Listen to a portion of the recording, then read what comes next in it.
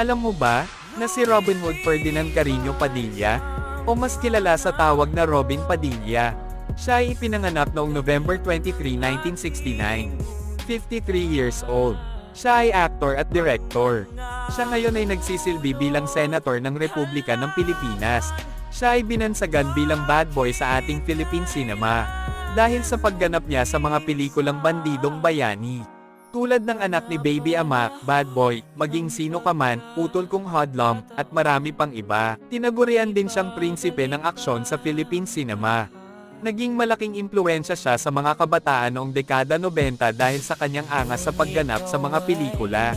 Siya ang pinakamataas na nakakuha ng boto noong nakaraang halalan na umabot ng 27 million votes. Ang pangakong isusulong niya ang pagkakaisa, hindi lamang sa mga Muslim kundi pati na rin sa buong Pilipino. Siya si Robin Padilla. Ngayon, alam mo na,